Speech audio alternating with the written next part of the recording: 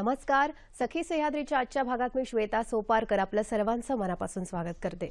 घर घेऊ इच्छिणाऱ्या ग्राहकांची विकासकाकडून होणारी फसवणूक थांबवण्यासाठी आणि घरांच्या मागणीमध्ये वाढ होण्यासाठी रेरा हा कायदा, रेरा म्हणजे रिअल इस्टेट रेग्युलेशन ऍक्ट, स्थावर मालमत्ता नियमन कायदा 1 मे पासून देशभरात लागू झाला. आता हा कायदा लागू झाल्यानंतर घरांच्या किमती स्थिर राहतील आणि घरांच्या मागणीतही वाढ होईल अशी आशा विकासकांनी व्यक्त केली आहे. आता हा कायदा लागू झाल्यानंतर घर घेऊ इच्छिणाऱ्या ग्राहकांना कशा पद्धतीने दिलासा मिळेल, स्थावर मालमत्ता क्षेत्रात यामुळे यांच्या व्यवहारामध्ये कशा पद्धतीने पारदर्शकता येईल, अशा अनेक मुद्द्यांची सविस्तर चर्चा आज आपण करणार आहोत. रेरा कायद्याबद्दल अधिक माहिती आज आपण जाणून घेणार आहोत. आपला आजचा विषय काय आहे तो बघूया.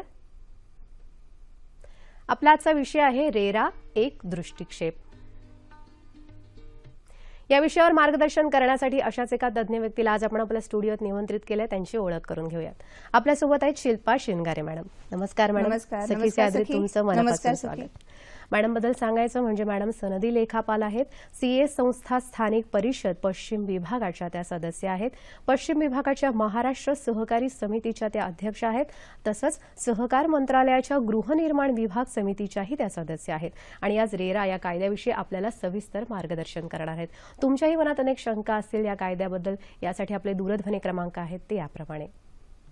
संपर्कासाठी दूरध्वनी क्रमांक 24908050, 24988050. मोबाईलधारक आणि मुंबई बाहेरच्या प्रेक्षकांसाठी 022 हा एसटीडी कोड आहे. नेहमीप्रमाणे एक छोटीशी विनंती, प्रश्न विचारताना आपल्या टीव्ही संचाचा आवाज थोडासा कमी ठेवा, जेणेकरून तुमचा आवाज आमच्यापर्यंत व्यवस्थित पोहोचू शकेल. सुरुवात करूया आपल्या आजच्या भागाला. कार्यक्रमाला सुरुवात करण्यापूर्वी पुन्हा एकदा मॅडम तुमचं कार्यक्रमात अतिशय स्वागत. आज आपण रेरा कायद्याबद्दल बोलतोय मॅडम. तर हा रेरा कायदा नेमकी काय आहे, की केंद्रीय स्तरावर विचार केला तर या कायद्यानुसार नियम करणारं महाराष्ट्र हे देशातलं पहिलं राज्य ठरलंय. तर ह्या कायद्याची वैशिष्ट्य काय आहेत? रेरा हा actually real estate regulatory authority असा ऍक्ट नाहीये. तो स्थावर मालमत्ता नियमन आणि विकास 2016 असा तो ऍक्ट आहे आणि हा केंद्रीय ऍक्ट आहे. म्हणजे हा केंद्राचा ऍक्ट आहे आणि प्रत्येक राज्याला केंद्राच्या ऍक्टनुसार त्यातले ज्या प्रोव्हिजन किंवा तरतुदी आहेत त्यानुसार त्यांना त्यांच्या नियमावलीच बनवायच्या आहेत. आणि त्याच्याप्रमाणे महाराष्ट्रामध्ये आपला ऑलरेडी आपण रूल्स नोटिफाय केलेले आहेत. आणि रेरा ऍक्ट जो आहे हा केंद्रीय ऍक्ट हा 1 मे 2017 पासून हा म्हणजे ऍप्लिकेबल झालेला आहे. आणि ह्याची वैशिष्ट्य जर सांगायची झाली तर ह्याच्यामध्ये एक पॅन इंडिया स्टँडर्डायझेशन म्हणजे काय अक्रॉस इंडिया, कारण हा केंद्रीय कायदा असल्यामुळे अक्रॉस इंडिया ह्याच्यातल्या ज्या तरतुदी आहेत त्या प्रत्येक राज्याने आपल्या नियमामध्ये त्या तशाच्या तशा आणणं म्हणजे अंतर्भूत आहेत. आणि त्याच्यामुळे स्टँडर्डायझेशन होणार आहे तिथल्या रूल्स आणि तरतुदींचं. त्याच्यानंतर ह्याच्यामध्ये सगळ्यात महत्वाचं म्हणजे जेव्हा आपण नियमन आणि विकास म्हणतो तर नियमन आणि विकास कशाचा, तर स्थावर मालमत्ता. आणि मग ह्याच्यामध्ये आपली एक सप्लाय चेन आहे किंवा स्टेक होल्डर्स आहेत. तर नियमन कोणाचं करणार आहे, तर जे स्टेक होल्डर्स म्हणजे बिल्डर डेव्हलपर्स आहेत, ग्राहक आहेत आणि त्याच्यानंतर त्याच्याशी संदिग्ध म्हणजे एखाद्या प्रोजेक्टशी रिलेटेड माझे समजा आर्किटेक्ट आहेत, कन्सल्टंट आहेत, रिअल इस्टेट, ह्या सगळ्यांचा ह्याच्यामध्ये अंतर्भाव आहे आणि त्यांना मॉनिटर किंवा त्यांचं नियमन ह्या कायद्या थ्रू करण्यात येणार आहे. तर हा एक महत्वाचा भाग ह्याच्यात आहे. आणि ह्याच्यामध्ये दुसरं सगळ्यात ह्याचं वैशिष्ट्य म्हणजे ह्याच्यात फास्ट ट्रॅक डिस्प्यूट रेझोल्युशन म्हणजे ह्याच्यामध्ये एक 3 टियर सिस्टम आहे ज्याच्यात ग्राहक रेरा अथॉरिटी म्हणजे तुम्ही जे म्हणाला तर रेरा हे अथॉरिटी केलेली आहे. तर रेरा अथॉरिटीची आपली वेबसाईट पण आहे महाराष्ट्राची, maharera.mahaonline.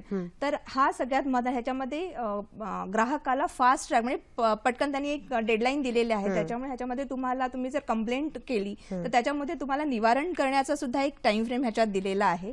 आणि इथे प्रोफेशनल सर्टिफिकेशन्सना महत्व आहे.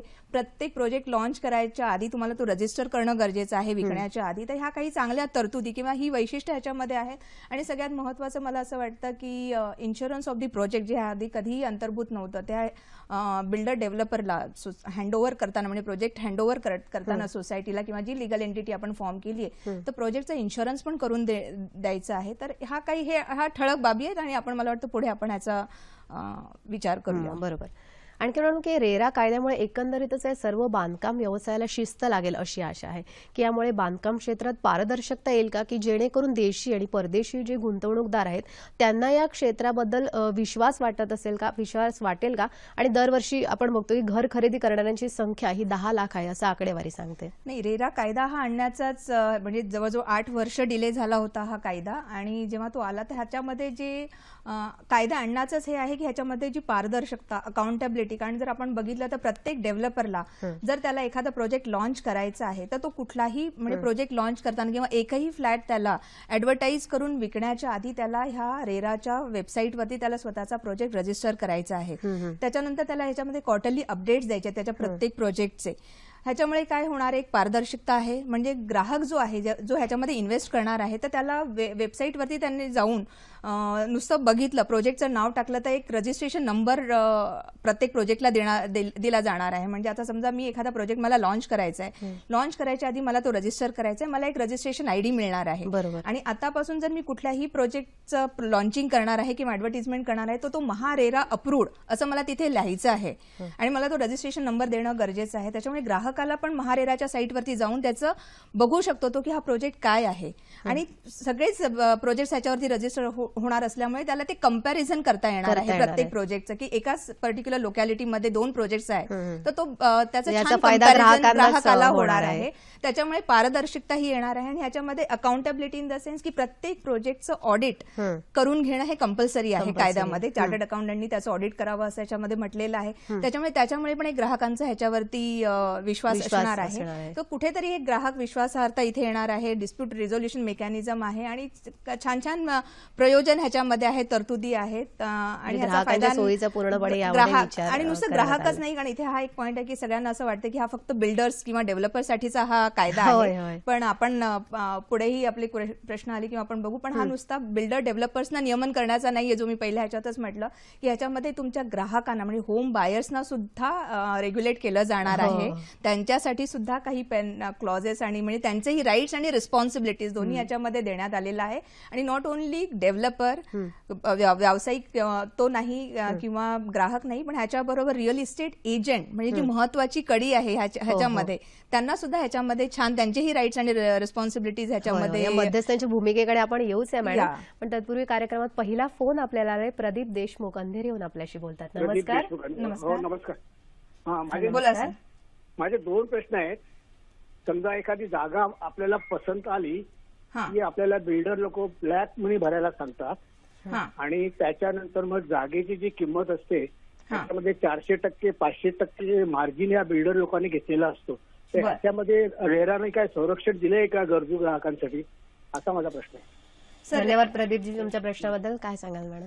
सर, ह्याच्यामध्ये कसं आहे की तुम्ही एखादी जागा इन्व्हेस्ट करताना, म्हणूनच मी म्हटलं की जेव्हा तो बिल्डर तो प्रोजेक्ट लॉन्च करणार आहे तर ग्राहकाने सुद्धा वेबसाईटवरती जाऊन तो प्रोजेक्ट रजिस्टर आहे की नाही हे ह्याची शहानिशा आधी करून घेणं जास्त गरजेचं. आता तो किती त्याच्यामध्ये प्रॉफिट लावतो हा प्रत्येक बिल्डरचा, हा त्याचा प्रत्येकाचा आपला आपला काय म्हणतात बिझनेस रिलेटेड अँगल आहे. पण ह्याच्यामध्ये प्रत्येक प्रोजेक्ट हा रजिस्टर होणं गरजेचं आहे आणि त्याच्यामुळे ग्राहकाची काळजी घेतली गेलेली आहे.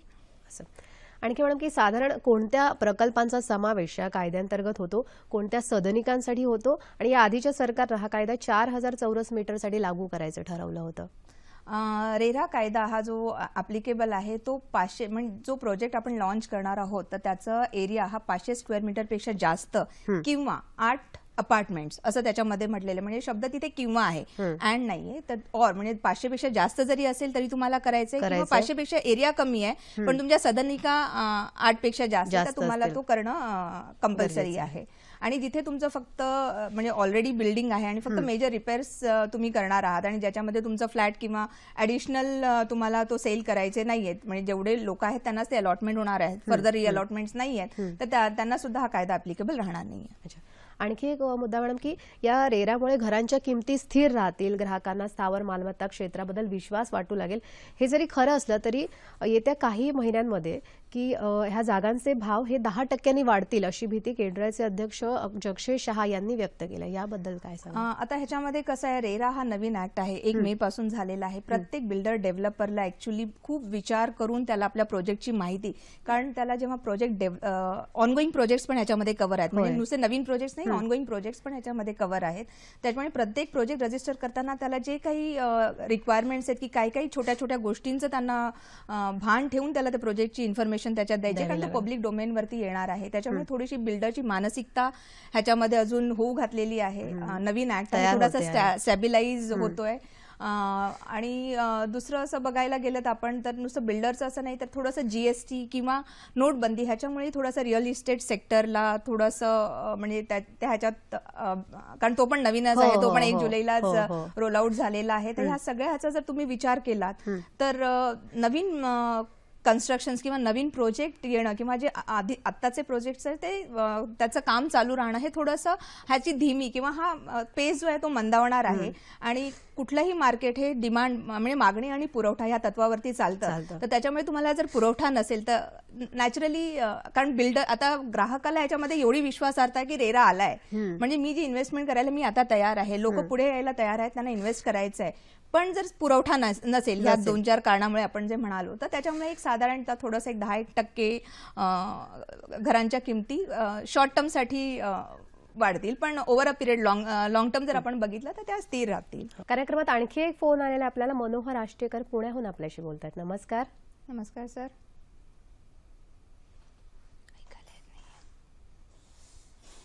नमस्कार मनोहरजी, आपला प्रश्न विचारा. हा, माझा प्रश्न असा आहे, माझी बिल्डिंग इथे फुरसंगी पुणा म्हणून एरिया आहे, त्या एरियामध्ये माझं बिल्डिंग झालेलं आहे, कन्स्ट्रक्शन केलेलं आहे त्यांनी, बिल्डरनी, आणि साधारण 1.5 वर्षापासून मला त्यांनी पोझिशन दिलेलं आहे बिल्डिंगचं.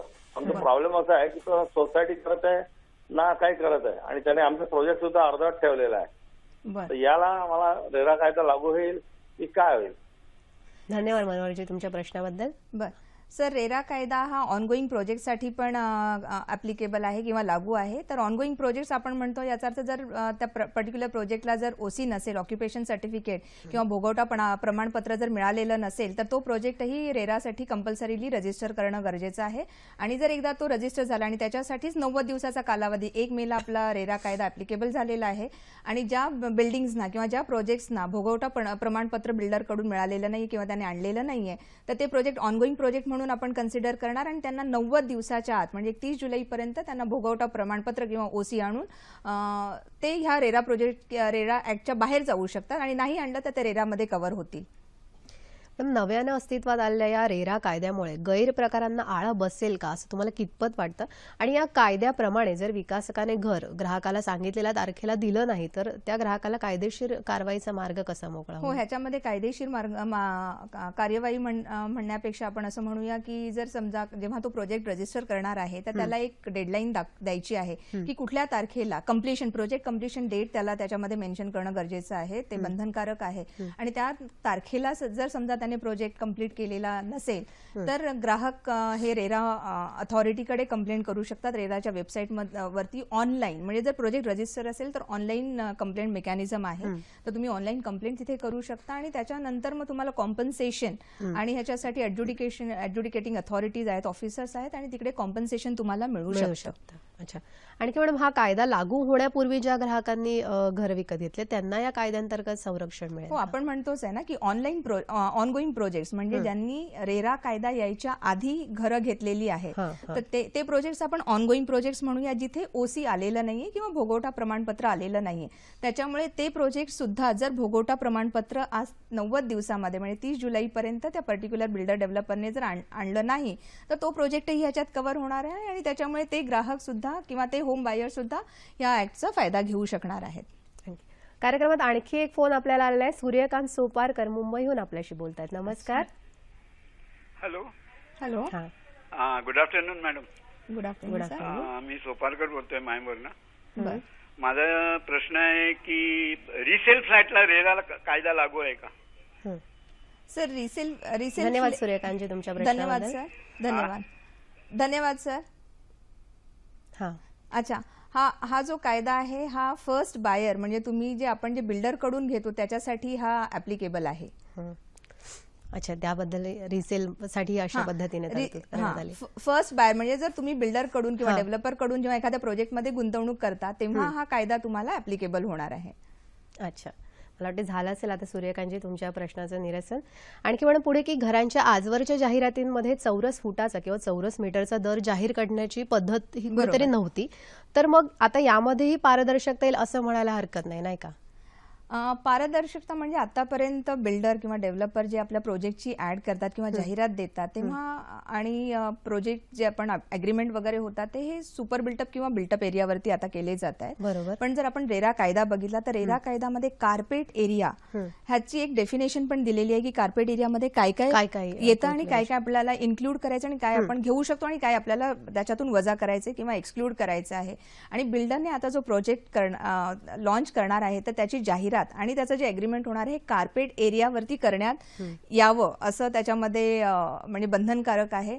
तर तसं बघितलं तर म्हणजे माझ्या मताप्रमाणे तुमच्या फ्लॅटच्या किंवा किमतीमध्ये तसा काही फरक पडणार नाही. म्हणजे एखादं घर समजा 1.5 कोटीला आहे आणि 10,000 म्हणजे 1,000 स्क्वेअर फीटचं घर समजा 1 कोटीला आहे, 10,000चा रेट आहे. आता बिल्डरला आणि तो आधी समजा सुपर बिल्टअप किंवा बिल्टअप वरती तो करतोय, आता त्याला कार्पेट वरती करायचंय, 700 कार्पेट तो दाखवणार, पण तो 10,000ची किंमत तो 12 किंवा 13,000 करून ते विकणार. त्याच्यामुळे तसं त्याच्यामध्ये तसा काही कारण बिकॉज शेवटी त्याला त्याची कॉस्ट रिकव्हर करणं गरजेचं आहे. अर्थातच. आणखी मॅडम की जोत्याचं बांधकाम होताच एकूण रकमेच्या 45% रक्कम देणं हे कर्जाच्या रकमेवरचं व्याज भरमसाठ वाढवण्यासारखं आहे, याचा विचार या कायद्यामध्ये केलेला दिसत नाही. नाही, कायद्यामध्ये म्हणजे तुम्ही जे म्हणताय की आता समजा बिल्डरने हँडओव्हर केलं नाही पोझिशन तर त्याला 45 दिवसामध्ये ग्राहकाला कॉम्पन्सेशन किंवा रिफंड द्या. म्हणजे ग्राहकाचा पण अधिकार आहे की कम्प्लिशन डेटला जर प्रोजेक्ट कम्प्लीट केला नाही तर तक्रार करून त्याला समजा त्याचं कॉम्पन्सेशन मिळू शकतं. आणि एकदा तो न्यायनिवाडा झाला की 45 दिवसाच्या आत बिल्डरला त्याला ती अमाऊंट रिफंड करणं गरजेचं आहे. आणि ग्राहकाने समजा लोन घेतलेलं असेल तर त्या लोनवरचं व्याज सुद्धा बिल्डरच्या माथी येऊ शकतं. बरोबर. आणखी म्हणून की प्रत्येक राज्यात जसं स्थावर संपदा नियामक प्राधिकरण असेल तसंच हे प्राधिकरण नोंदणीकृत स्थावर संपदा प्रकल्पांबाबत तक्रार करण्यासाठी एक निवाडा यंत्रणा उभारणार आहे, तर या यंत्रणेची काय कामं आहेत? ओके, रेरा कायद्यामध्ये एक आपण म्हणू की 3 टियर सिस्टम किंवा 3 लेअर असणार आहेत. 3 स्टेजेस मधून एखाद्या ग्राहकाला समजा कंप्लेंट करायची असेल तर 3 स्टेजेस मधून तो जाऊ शकतो. तर याच्यामध्ये सगळ्यात आधी त्याची कंप्लेंट तो रेरा अथॉरिटीकडे करू शकतो. आणि रेरा कायद्यामध्ये 60 दिवसाचा कालावधी दिलेला आहे की जेव्हा रेरा अथॉरिटीकडे तो कंप्लेंट करणार तर 60 दिवसाच्या तिथे त्याचं निवारण होणं गरजेचं आहे. आता त्या ग्राहकाला किंवा त्या होम बायरला समजा जो निर्णय दिलेला आहे रेरा अथॉरिटीने तो त्याला मान्य नाहीये तर तो जाऊ शकतो रेरा अपिलेट अथॉरिटीकडे अपील करू शकतो ह्या रेरा अथॉरिटीच्या निर्णयाविरुद्ध. तिथे पण 60 दिवसाचा कालावधी दिलेला आहे. त्याच्यामुळे त्याचा जो प्रश्न आहे किंवा त्याचा जो निर्णय त्याला जो मान्य नाहीये त्याच्या अगेन्स्ट अपिलेट अथॉरिटीने पण 60 दिवसामध्ये तिथे निवारण करायचं आहे. आणि अपिलेट अथॉरिटीचा पण निर्णय समजा त्या होम बायरला किंवा कोणालाही जे कंप्लेंट करतायत त्यांना जर मान्य नसेल तर त्यांना तिसरा ऑप्शन आहे तो हायकोर्टाचा आहे. तर ही 3 टियर सिस्टम एक ह्याच्यामध्ये तक्रार निवारण हे केलेली करू शकतो. कार्यक्रमात आणखी एक फोन आपल्याला आलेला आहे. श्याम मोदले चिंचणीहून आपल्याशी बोलतात. नमस्कार. नमस्कार सर. नमस्कार. नमस्कार. बोला मॅडम. सर तुमचा प्रश्न विचारा. हॅलो. ऑक्युपेशन सर्टिफिकेट म्हणजे नेमकं काय आणि जी बिल्डिंग ज्या जमिनीवर उभी आहे ती जमीन त्या बिल्डिंगच्या नावाने पाहिजे की सोसायटीच्या नावाने पाहिजे त्याविषयी थोडंसं सांगा. नमस्कार सर. धन्यवाद. सर, ऑक्युपेशन सर्टिफिकेट म्हणजे आपल्याला हे लोकल कॉम्पिटंट अथॉरिटीकडून आपल्याला एक सर्टिफिकेट मिळतं की बिल्डिंग जी अप्रूव्ड प्लॅन किंवा त्याच्याप्रमाणे बांधण्यात आलेली आहे आणि ती ऑक्युपाय करायला म्हणजे आता तिथे ग्राहक जाऊन राहू शकतो. ते म्हणजे काय म्हणतात ते घर ज्यांनी घेतले ते तिथे जाऊन राहण्याच्या योग्य आता ती झालेली असं एक सर्टिफिकेट आपल्याला मिळतं आणि त्याला आपण ते ऑक्युपेशन सर्टिफिकेट मिळतो. ऑक्युपेशन सर्टिफिकेट असं आपण म्हणतो. आणि तुमचा प्रश्न होता की ती बिल्डिंग किंवा त्याचा कन्व्हेन्स झालेला असणं गरजेचं आहे का ते तसं कंपल्सरी नाहीये. बरं. आणखी म्हणून की स्थावर संपदा प्रकल्पाची ही नोंदणी प्रक्रिया कशी आहे आणि ही नोंदणी करताना विकासकाला कोणत्या गोष्टींची नोंद करणं बंधनकारक आहे? प्रत्येक प्रोजेक्ट किंवा स्थावर मालमत्तेचं जेव्हा नोंदणी होणार तर हा ऑनलाईन असणार आहे आणि त्याच्यासाठीच महारेरा ऑनलाईन वेबसाईट जी आहे ती अगदी तयार आहे, उपलब्ध आहे. ह्याच्यावरती प्रत्येक बिल्डरने आपलं log in ID password create करून त्याला प्रोजेक्टची तंतोतंत माहिती तिथे द्यायची. तर तंतोतंत माहिती म्हणजे ह्याच्यामध्ये काय आहे तर सगळ्यात आधी त्या बिल्डरचं किंवा डेव्हलपरचे स्वतःचे म्हणजे त्याचे पर्सनल इन्फॉर्मेशन स्वतःची, त्याचं नाव, रजिस्टर ॲड्रेस, त्याचा ऑफिसचा ॲड्रेस, त्याच्यानंतर त्याची वेबसाईट असेल तर वेबसाईटचा ॲड्रेस, त्याचं KYC डॉक्युमेंट, हे सगळं आपल्याला तिथे तर मेन्शन करायचंच आहे. आणि त्याच्याशी त्यानंतर त्याचं प्रोजेक्ट रिलेटेड म्हणजे त्याचं प्लान, लेआउट प्लान किती आहे, किती स्टोरी बिल्डिंग तो बांधणार आहे, किती फ्लॅट्स असणार आहेत, car parking, open car parking किती असणार आहेत, गॅरेजेस किती असणार आहेत, क्लोज्ड कार पार्किंग किती असणार आहेत, ह्या सगळ्या छोट्या छोट्या गोष्टींचा त्याला तिथे उहापोह करायचा आहे. त्याच्यानंतर जागेचं जे टायटल डीड्स आहेत म्हणजे ती जागा त्याच्या मालकीची आहे का किंवा त्याच्यावरती कोणाची मालकी आहे, त्याचं समजा जॉईंट व्हेंचर किंवा जॉईंट डेव्हलपमेंट एग्रीमेंट आहे तर त्याचे डिटेल्स तिथे त्यांना देणं गरजेचं आहे. म्हणजे म्हणजे त्याच्या लिगल स्टेटस पासून परत त्या जागेवरती दुसरा कोणाचा ताबा आहे का, ती बँकेकडे गहाण वगैरे आहे का, हे सगळं त्याला तिकडे अपलोड करायचं आहे. जॉईंट डेव्हलपमेंट अग्रीमेंट जरी असेल, जॉईंट व्हेंचर अग्रीमेंट जरी असेल तरी ते सुद्धा त्यांना तिथे अपलोड करणं गरजेचं आहे. आणि एवढंच नाहीये तर ह्या प्रोजेक्टशी रिलेटेड कोण कोण आहे तर रिअल इस्टेट एजंट, तर त्या कुठले इस्टेट एजंट ह्या त्या प्रोजेक्टशी संबंधित असणार आहेत तर त्या रिअल इस्टेट एजंटची नावं आणि त्यांचे समजा रजिस्टर्ड वगैरे असतील तर त्यांचे डिटेल्स द्यायचे आहेत. ह्या प्रोजेक्टशी रिलेटेड आर्किटेक्ट, इतर कन्सल्टंट, इंजिनियर्स वगैरे ह्या सगळ्यांची माहिती त्या प्रोजेक्ट्समध्ये येणं कंपल्सरी. आणि सगळ्यात महत्त्वाचं म्हणजे त्याला कार्पेट एरियावरती द्यायचं आहे, त्याला कम्प्लिशन डेट सुद्धा त्याच्यामध्ये देणं. म्हणजे असे प्रोजेक्टशी रिलेटेड म्हणजे कन्सेप्च्युअलायझेशन पासून ते तुमच्या कम्प्लिशन पर्यंतचे सगळे डिटेल्स तंतोतंत त्याला तिथे देणं गरजेचं आहे. जास्तीत जास्त माहिती ग्राहकांपर्यंत कशी पोहोचेल. म्हणजे आतापर्यंत कसं कधी कम्प्लीट करणार, काही त्याला आता हे कसं पब्लिक डोमेनमध्ये येणार आहे आणि तुमचा प्रोजेक्ट रजिस्टर होणार आहे, तुम्हाला सर्टिफिकेट मिळणार आहे, एक रजिस्टर ID मिळणार आहे. त्याच्यामुळे तुम्हाला की मी 2022 साली हा प्रोजेक्ट कम्प्लीट करणार, जून 2022 म्हणजे जून 2022 या कट ऑफ डेटला त्याचा प्रोजेक्ट ऍक्च्युली कम्प्लिटेड असणं गरजेचं आहे. ते त्याला बंधनकारक. त्याच्यामुळे बिल्डर्स किंवा डेव्हलपर्स पण जेव्हा रजिस्टर करतात तर खूप विचार करून, तज्ञांचा सल्ला घेऊन, म्हणजे CAs किंवा त्यांचे जे काही कन्सल्टंट्स आहेत त्या सगळ्यांचा सल्ला घेऊन प्रोजेक्ट रजिस्टर करतात. म्हणून आता पारदर्शकता आणण्याचा प्रयत्न केला जातो आणि म्हणूनच त्याचा पेस पण थोडासा कमी आहे. जास्त project as of date register झालेले नाही आहेत. कार्यक्रमात आणखी एक फोन आपल्याला आलाय. दिलीप नाईक मुंबईहून आपल्याशी बोलतायत. नमस्कार. हॅलो. बोला. माझा प्रश्न असा आहे रेराबद्दल. सर बोला. आमचा एक प्रोजेक्ट आहे चेंबूरला आणि तो अर्धवट झाला आहे, गेली 1.5 वर्ष झालं. आणि जर बिल्डरनी तर तो रजिस्टर तिकडे केला नाही तर आम्ही इंडिव्हिज्युअल त्याचे कंप्लेंट करू शकतात का त्याच्या विरुद्ध? सर धन्यवाद दिलीपजी तुमच्या प्रश्नाबद्दल. मॅडम नक्कीच तुमच्या प्रश्नाचं निरसन करतील. काय सांगा?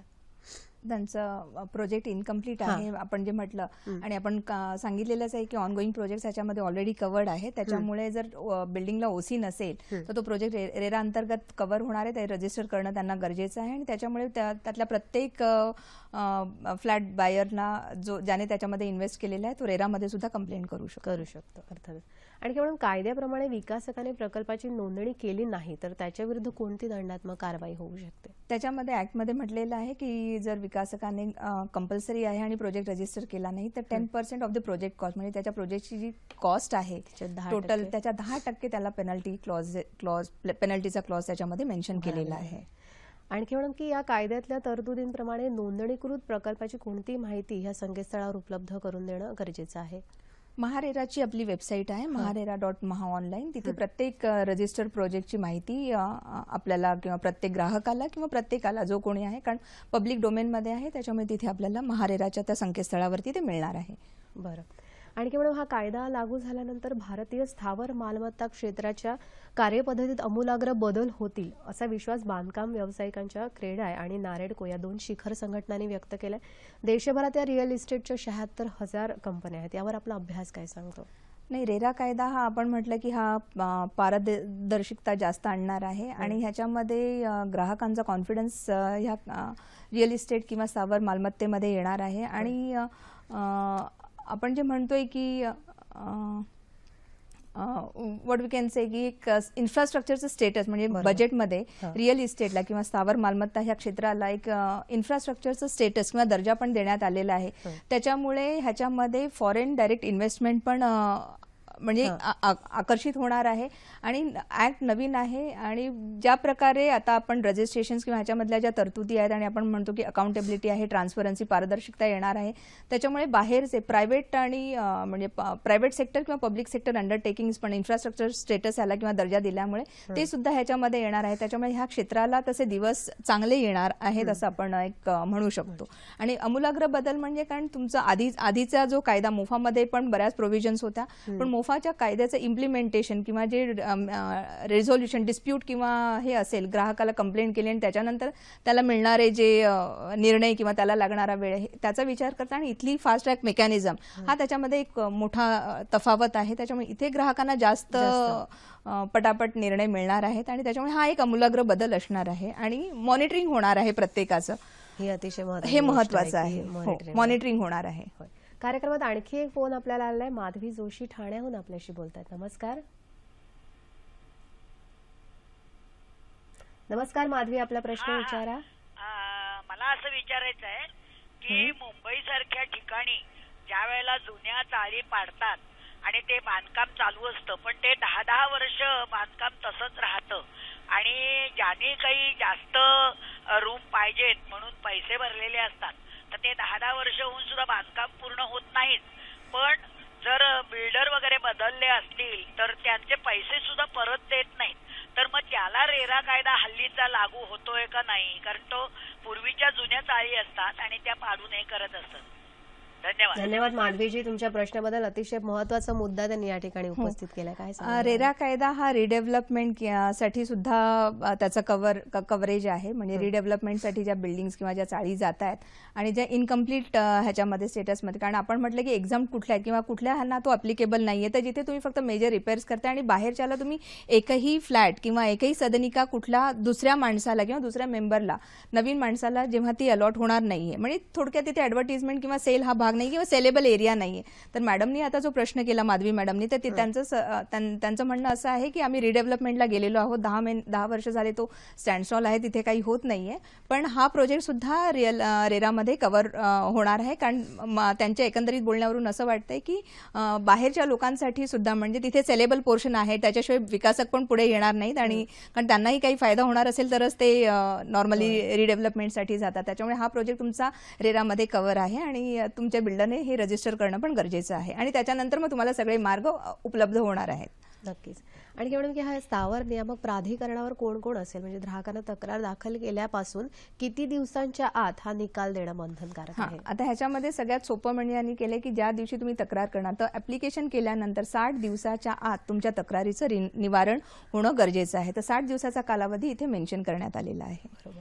आणखी म्हणून की महाराष्ट्रात आजवर महाराष्ट्र ओनरशिप फ्लॅट म्हणजेच मोफा कायद्यानुसार विकासकांविरुद्ध गुन्हे दाखल केले जाते होते.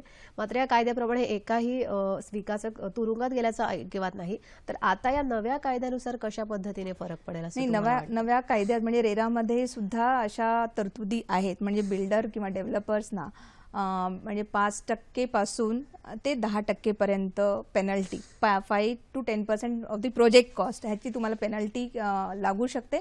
आणि इव्हन इम्प्रिझनमेंट म्हणजे तुरुंगवास हा 1 ते 3 वर्षाचा, म्हणजे वेगळे वेगळे त्याच्यासाठी ऑफेन्सेस आहेत. तर 1 ते 3 वर्षाचा कालावधी तुरुंगवास, तर हे इथे पण आहे. पण हा नवीन ऍक्ट आहे, बडिंग ऍक्ट आहे, अजून तो स्टॅबिलाइज व्हायचा आहे. त्याच्यामुळे वेट अँड वॉच करणं जास्त हे आहे. कारण मोफामध्ये तसं झालेलं नाही, पण ह्याच्यामध्ये आता ते कसं होईल हे आपण ह्या घडीला आपण सांगू शकत नाही. पण त्या तरतुदी ह्याच्यामध्ये सुद्धा आहेत. आणि केवळ मध्यस्थी लोकांची भूमिका यामध्ये अतिशय महत्वाची, एजंट ज्यांना आपण म्हणतो, हे खूप महत्वाचं आहे. तर या कायद्यामध्ये त्यांनाही सामावून घेण्यात आलंय का? ऍक्च्युली म्हणजे बऱ्याच लोकांचं असं आपलं एक कन्सेप्शन आहे की रेरा कायदा हा फक्त बिल्डर किंवा डेव्हलपर ह्यांच्या अगेन्स्ट किंवा त्यांच्यासाठी किंवा त्यांना नियमन करण्यासाठी आहे. पण ते तसं अजिबात नाहीये. म्हणजे ह्याच्यामध्ये कारण आपण जेव्हा घर घ्यायला जातो, तर ग्राहक जेव्हा घर घ्यायला जातो तर सगळ्यात आधी तो कोणाला अप्रोच होतो, तर ते आहेत इस्टेट एजंट. नक्कीच. बरोबर. त्याच्यामुळे ह्या पूर्ण चेन मधले सगळ्यात महत्त्वाचा दुवा जो कोण असेल किंवा सगळ्यात पहिला दुवा जो कोण असेल तर तो इस्टेट एजंट असतो, कारण तोच आपल्याला सांगतो की ही जाहिरात आहे, आपल्याला ब्रोशर्स दाखवतो, त्या पर्टिक्युलर प्रोजेक्टचं आपल्याला सगळं छान छान असं चित्र आपल्यासमोर निर्माण करतो आणि आपल्याला त्या म्हणजे ते आपण घ्यावं किंवा त्याच्यामध्ये इन्व्हेस्ट करावं म्हणून आपल्याला खूप सांगितलं जातं. तर ह्याच्यामध्ये रिअल इस्टेट एजंट्सची पण खूप महत्त्वाची भूमिका, म्हणजे त्यांनाही ते जर स्वतः ह्या रजिस्टर्ड नसतील, म्हणजे जसं डेव्हलपरना स्वतःला रजिस्टर करायचं आहे, त्यांचे प्रोजेक्ट्स रजिस्टर होणार आहे, त्याचे प्रत्येक रिअल इस्टेट एजंटला रेराचं रजिस्ट्रेशन करून घेणं कंपल्सरी आहे. म्हणजे त्यांनी सुद्धा ऑनलाईन वेबसाईट महारेराच्या वेबसाईटवरती जाऊन त्यांचे क्रेडिशनल सगळे आपले त्यांचे पर्सनल डिटेल्स वगैरे भरून, बिझनेसचे डिटेल्स भरून, त्यांना जी फी ऍप्लिकेबल आहे ती लावून त्यांना सुद्धा एक रजिस्टर्ड आयडी मिळणार आहे. आणि ह्याच्या पलीकडे त्यांना समजा एखाद्या प्रोजेक्ट मधला एखादा फ्लॅट त्यांना त्या पर्टिक्युलर प्रोजेक्ट मधले विकायचे आहेत, तर आपण जेव्हा बिल्डर रजिस्टर करतो तो प्रोजेक्ट, तर त्या बिल्डर किंवा डेव्हलपरने सुद्धा की हे माझे रजिस्टर्ड अप्रूव्ड इस्टेट एजंट असणार आहेत ह्या प्रोजेक्टसाठी हे मेन्शन करणं गरजेचं आहे. याचा अर्थ रिअल इस्टेट एजंट्स पण तेच प्रोजेक्ट्स ग्राहकांना दाखवू शकतात किंवा त्याची विक्री करून घेऊ शकतात की जे ते स्वतः त्यांचं नाव त्या प्रोजेक्टमध्ये आहे. त्याच्यामुळे हा एक मला वाटतं खूप महत्वाचा, आणि ह्याच्यामुळे जी पारदर्शकता आहे किंवा ग्राहकांची फसवणूक न होण्याचं जे आहे ते हे खूप प्रमाणामध्ये कमी होणार आहे, फायदा होऊ शकतो. आणखी एक फोन कार्यक्रमात आपल्याला आलाय. योगेश राठोड पुण्याहून आपल्याशी बोलतायत. नमस्कार योगेशजी. नमस्कार मॅडम, माझा प्रश्न असा आहे की मी वाघोली इथून बोलतोय, पुण्यावरून. एका प्रोजेक्ट मध्ये मी फ्लॅट घेतलेला आहे आणि माझा प्रश्न असा आहे की साधारणतः हा प्रोजेक्ट अजून पूर्ण झालेला नाही आहे आणि प्रोजेक्ट मध्ये कुठल्याच प्रकारच्या अमेनिटी सुद्धा अजून कम्प्लीट झालेल्या नाही आहेत. आणि जर हा प्रोजेक्ट 30 जुलैपर्यंत जर रेरामध्ये रजिस्टर नाही झाला तर या अगेन्स्ट आम्ही काय ऍक्शन घेऊ शकतो आणि बिल्डर्स या अमेनिटीज किंवा प्रोजेक्ट पूर्ण करत नाही याबद्दल आम्ही काय प्रोव्हिजन करू शकतो? धन्यवाद योगेशजी तुमच्या प्रश्नाबद्दल. मॅडम नक्कीच तुमच्या प्रश्नाचे निरसन करतील. रेस सर, तुमचा प्रश्न असा होता की आम्ही पुण्यामध्ये फ्लॅट घेतलेला आहे, 1.5 वर्ष झालेलं आहे आणि प्रोजेक्ट इनकम्प्लीट आहे. तर इनकम्प्लीट प्रोजेक्ट ज्या प्रोजेक्टला ओसी नाहीये, भोगवटा प्रमाणपत्र मिळालेलं नाहीये, तर हे प्रोजेक्ट बिल्डरने कंपल्सरी रजिस्टर करणं हे अध्यारूत आहे आणि त्यांना 90 दिवसांचा कालावधी दिलेला आहे. म्हणजे 1 मेला आपला ऍक्ट ऍप्लिकेबल आहे, तर 1 मे पासून 90 दिवसांत म्हणजे 30 जुलैपर्यंत त्यांनी तुमच्या ह्या इनकम्प्लीट प्रोजेक्टचं रजिस्ट्रेशन रेराच्या वेबसाईटवरती करणं गरजेचं आहे.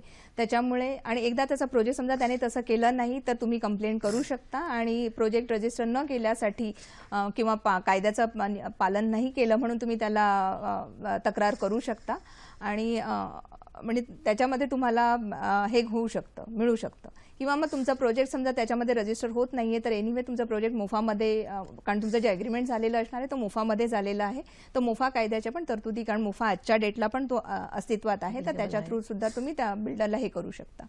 आता मॅडम, हा रेरा कायद्याबद्दल आपण बोलत असताना आपण विकासकांबद्दल बोलतो, आपण एजंट यांच्याबद्दल बोलतो, तर ग्राहकांबद्दल काय, म्हणजे ग्राहकांच्या काय जबाबदाऱ्या ह्यामध्ये सांगितल्या? हा छान प्रश्न आहे श्वेता, कारण मी जसं म्हटलं की जेव्हा आम्ही सेमिनार किंवा आम्ही पण जेव्हा डिस्कस करतो तर प्रत्येकाला असं वाटतं की हा कायदा हा फक्त डेव्हलपरसाठी आहे, बिल्डरसाठी आहे आणि आता जसं मी म्हटलं रिअल इस्टेट एजंटसाठी आहे समजा, पण ह्याच्यामध्ये ग्राहकाच्या सुद्धा काही जबाबदाऱ्या ऍक्टमध्ये संदर्भित केलेल्या आहेत. तर ग्राहकाची जबाबदारी काय की त्याने जसं आपण म्हणतो की बिल्डरने मला कम्प्लिशन डेटला मला प्रोजेक्ट हँडओव्हर करणं गरजेचं आहे, तर तसंच बिल्डरने जेव्हा तुम्हाला तो डिमांड करतोय की माझा फर्स्ट स्लॅब झालाय, सेकंड स्लॅब झाला आणि आपल्याला ज्या डिमांड नोटिसेस येत आहेत तर त्याच्याप्रमाणे त्याला पेमेंट करणं, म्हणजे त्यांनी जी ड्यू डेट आपल्याला ठरवून दिली की ह्या तारखेपर्यंत तुमचं पेमेंट येणं गरजेचं आहे, तर त्या तारखेला आपलंही ॲज अ म्हणजे फ्लॅट बायर म्हणून माझंही पेमेंट त्या तारखेला जाणं गरजेचं आहे. ही माझी पहिली जबाबदारी आहे. दुसरी जबाबदारी म्हणजे जेव्हा तिथे एखादा लिगल एंटिटी तो फॉर्म करून देतो, म्हणजे समजा तो आपल्याला सोसायटी फॉर्म करून देणार असेल, कंडोमिनियम फॉर्म करून देणार असेल किंवा इतर कुठलाही कंपनी वगैरे तो फॉर्म करून देणार असेल, तर ह्या फॉर्मेशनमध्येही माझा ऍक्टिव्ह पार्टिसिपेशन असणं गरजेचं आहे. म्हणजे तिथे मी असं म्हणू शकत नाही की मला ह्याच्यामध्ये जायचं नाही, तर ही जबाबदारी ग्राहकावरती टाकलेली आहे किंवा फ्लॅट ओनरवरती टाकलेली आहे. त्याच्यानंतर पोझेशन, आतापर्यंत कसं होतं की आपण ओसी येते, पोझेशन दिलेलं असतं बिल्डरने, पण फ्लॅट बायर सुद्धा आरामशीर आपले 6 महिने 8 महिने 1 वर्ष त्या फ्लॅटकडे बघत नाही, पोझेशन घेत नाही. तर ह्या कायद्यामध्ये ते पण आता जबाबदारी, म्हणजे ही ग्राहकाची जबाबदारी आहे की पोझेशन दिल्यानंतर 2 महिन्याच्या आत म्हणजे बिल्डरने हँडओव्हर केल्यानंतर 2 महिन्याच्या आत आपणही त्याचं पोझेशन, त्याचा ताबा घेणं गरजेचं आहे. तर ही पण आपली जबाबदारी आहे. आणि जेव्हा कन्व्हेन्स डीड होईल त्या जागेचं, तर तेव्हा आपण आपला त्याच्यामध्ये सहभाग असणं खूप गरजेचं आहे. तर ह्या जबाबदाऱ्या इव्हन होम बायर्सच्या पण ह्याच्यामध्ये ग्राहकांना आपली जबाबदारी पूर्ण, कारण तुमचा बिल्डर डेव्हलपर तुमच्या अगेन्स्ट जाऊ शकतो, तो सुद्धा रेराचा उपयोग करून घेऊ शकतो. नक्कीच. आणि मॅडम, हा कायदा लागू झाल्यानंतर सुरुवातीला काही अडचणी निर्माण होतील याकडे संघटनांनी लक्ष वेधले, तर या नेमक्या काय अडचणी येऊ शकतात? नाही, अडचणी इन द सेन्स, आता जे प्रोजेक्ट्स आपल्याला रजिस्टर करायचे आहेत प्रत्येक बिल्डरला, तर त्याच्यामध्ये एक तर टेक्निकल आहे की काही बऱ्याच वेळा त्यांचे मे बी इंजिनियर्स आहेत किंवा आर्किटेक्ट्स आहेत, त्यांचे सर्टिफिकेट्स त्यांना मिळत नाही आहेत. त्याच्यानंतर हे रजिस्टर म्हणजे इनकम्प्लीट, कारण आता जे रजिस्टर होत आहे ते ऑनगोईंग प्रोजेक्ट्सच रजिस्टर होत आहेत. त्याच्यामुळे जे झालेलं आहे, काही 70% कम्प्लीट आहेत, 90% कम्प्लीट आहेत. मग आता पुढे देताना आपण त्याचे म्हणजे काय काय काय त्याच्यात द्यायचं आहे. मी सांगताना ग्राहकांना सांगितलंय किंवा मी आधी सांगितले की मी ह्या तारखेपर्यंत देणार आहे, पण अजून मी केलेलं नाहीये. आणि बरेच प्रोजेक्ट्स हे काही अगदीच 100% कायद्याप्रमाणे झालेले नाहीयेत.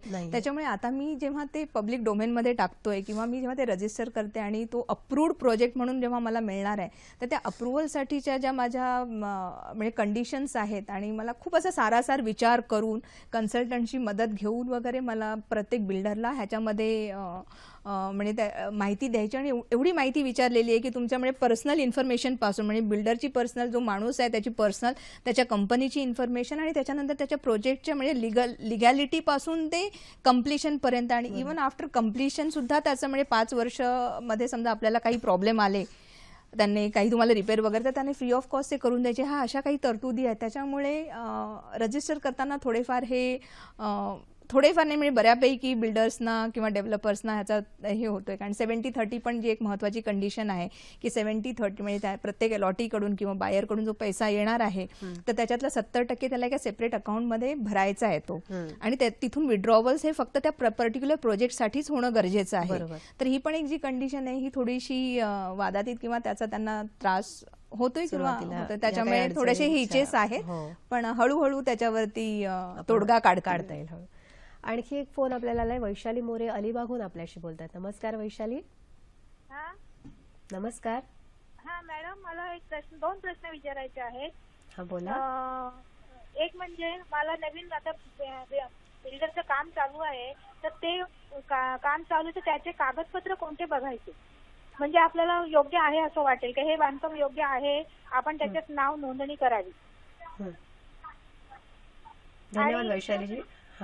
आणि दुसरा प्रश्न आहे की आम्ही इथे राहतोय, ते 10 वर्ष झालेली आहे. सध्या मी दुसऱ्या बिल्डिंग मध्ये राहते, तर त्या बिल्डरने आम्हाला अजून सोसायटी करून दिलेली नाहीये, तर ते सोसायटी करून देतील की नाही, किंवा त्यांच्याकडनं करून घ्यावी की नाही? धन्यवाद वैशाली तुमच्या प्रश्नाबद्दल.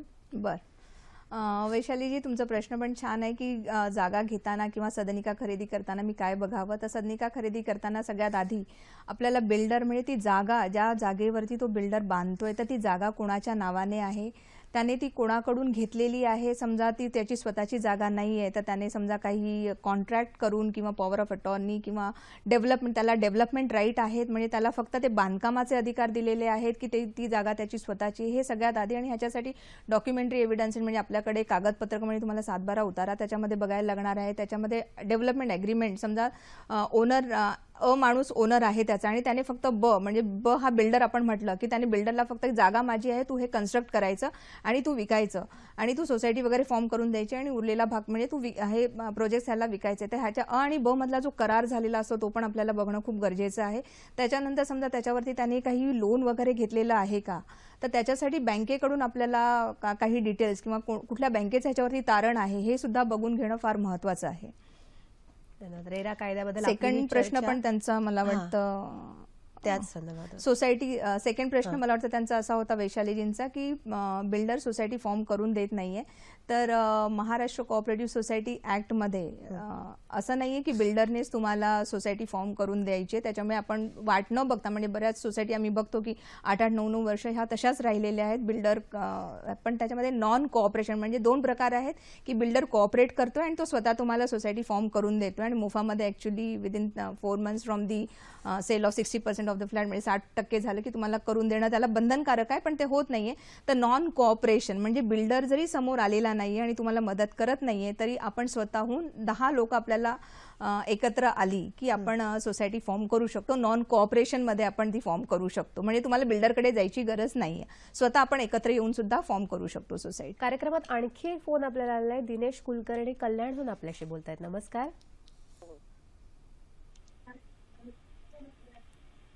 नमस्कार दिनेशजी. नमस्कार. म्हटलं सोसायटी आणि conveyance deed at a time होऊ शकतं का? हा हॅलो.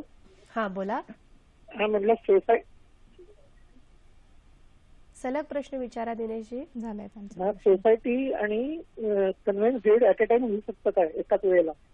बरं, धन्यवाद दिनेशजी तुमच्या प्रश्नाबद्दल. काय सांगाल मॅडम? हां, त्यांचा प्रश्न असा आहे की सोसायटी आणि कन्व्हेन्स डीड होऊ शकतं का? तर नॉर्मली कन्व्हेन्स जे आहे हा सोसायटीच्या नावाने होता, त्याच्यामुळे आधी सोसायटी फॉर्म करणं गरजेचं आहे आणि त्याच्यानंतर सोसायटीच्या नावाने कन्व्हेन्स डीड बनवता येणार आहे त्यांना. बरं, आणि म्हणून की या कायद्याला इतर राज्यांचा प्रतिसाद कसा आहे, की सगळ्या राज्यांमध्ये हा कायदा एकाच पद्धतीने लागू केला जातोय की काही बदल पण केले आहेत? बरोबर. आता हा जसं मी म्हटलं की हा केंद्रीय कायदा आहे, त्याच्यामुळे त्याच्या ज्या तरतुदी आहेत ह्या सगळ्या राज्यांनी रूल्स म्हणजे नियमावलीमध्ये आपल्या त्या तरतुदी त्यांनी आणायच्या आहेत आणि हा एक स्टँडर्डायझेशन म्हणजे सगळीकडे सारखा असावा आहे त्याच्यामध्ये प्रेरित आहे आणि तो सेंट्रल ऍक्ट आहे.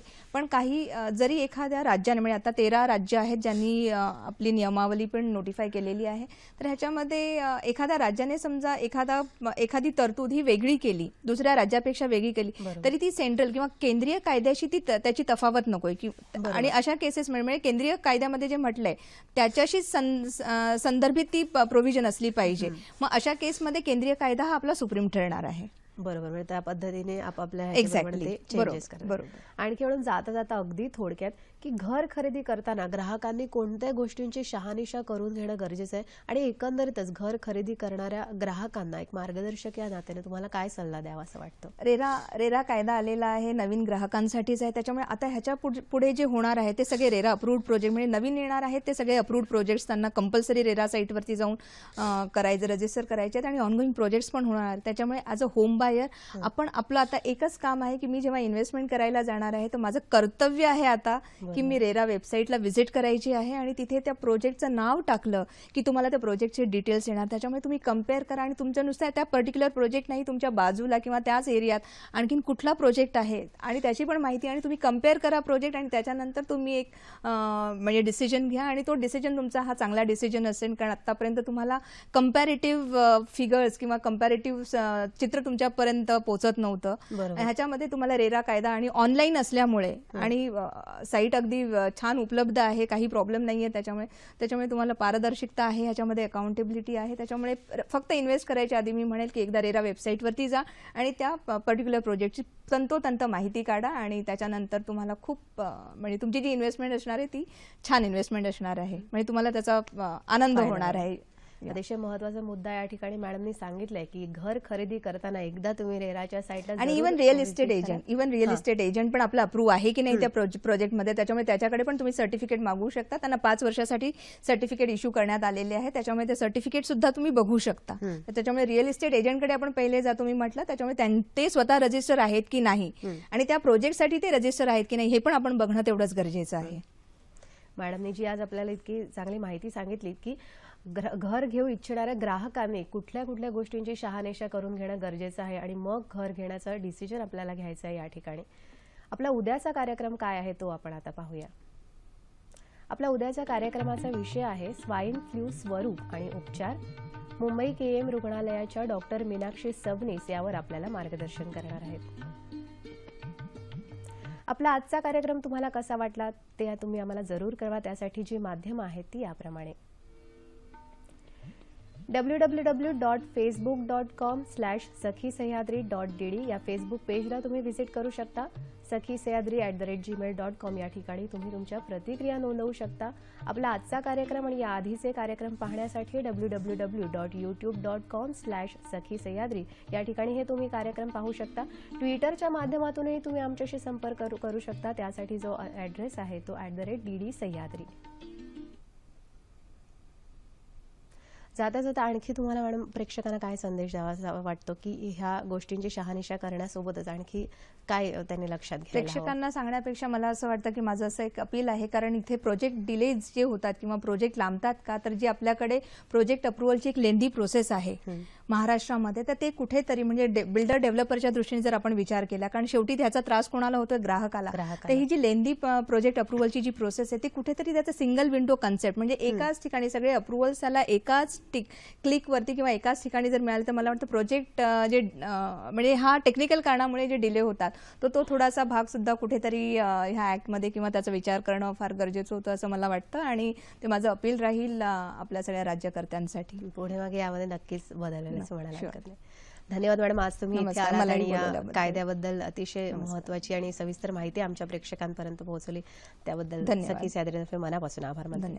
तुम्ही या कार्यक्रमात सहभागी झाला त्याबद्दल तुमचेही मनापासून आभार. पुन्हा भेटूया पुढील भागात एका नव्या विषयासह. तोपर्यंत नमस्कार.